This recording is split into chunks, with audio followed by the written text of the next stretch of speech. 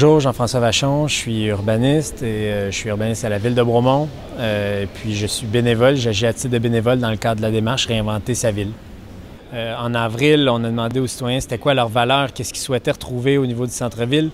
Au mois de mai, par la suite, on a essayé de travailler avec eux pour identifier sur le plan où est-ce qu'ils voulaient retrouver ces usages-là. On leur avait fait un projet qui s'appelait comme Urbanisme 101, dans lequel finalement ils devaient au début identifier les routes, par la suite les parcs, puis les espaces verts et les places, puis finalement les usages puis les activités.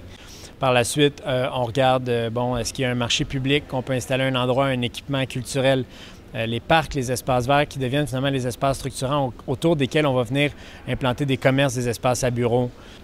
Puis finalement, on a regardé d'autres usages qu'on peut qualifier plus forts ou des projets comme par exemple une passerelle par-dessus la voie ferrée qui, le jour que la voie ferrée pourrait être enlevée, pourrait être conservée, ou par exemple une nouvelle capitainerie, une nouvelle marina où il y avait le citron vert avant.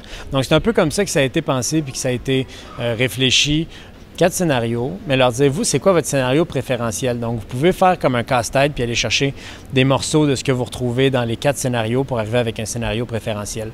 Ce soir, j'ai ressenti que les gens, ils ont retrouvé les plans, il y avait une transparence par rapport au fait que les plans qu'ils avaient eux-mêmes identifiés puis qu'ils avaient eux-mêmes construits, on pouvait retrouver au fond.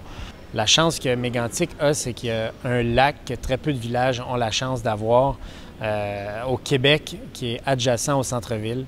Donc, je pense que les ingrédients, ils sont là pour en refaire un endroit aussi authentique puis exceptionnel que ce que c'était avant. Une très bonne soirée.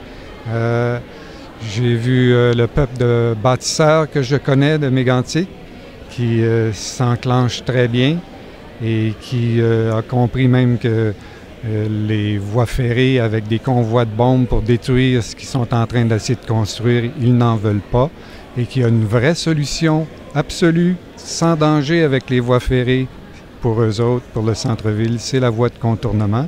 C'est pas à tous les jours que tu as la chance de pouvoir t'impliquer dans ce processus-là. C'est au-delà de ce que je croyais qu'elle allait faire. Qu'elle ait été voir les adolescents, qu'elle ait été voir les personnes âgées, qu'elle ait été voir plusieurs groupes, d'avoir fait des focus, d'avoir fait les consultations qu'on a eues avec les dessins et tout. Moi, je peux juste dire, wow, sérieusement, là, c'est vraiment au-delà de ce que j'espérais qu'il fasse du fond du cœur. Je me disais, il faut qu'il fasse une consultation citoyenne pour que les gens se sentent impliqués dans le processus, pour qu'on soit mobilisés, mais que là, ça s'est fait de cette façon-là. Moi, je peux juste dire bravo à toute l'équipe. Je trouve ça très, très inspirant, puis je pense qu'il y en a qui vont être jaloux de ne pas rester à Lac-Mégantic.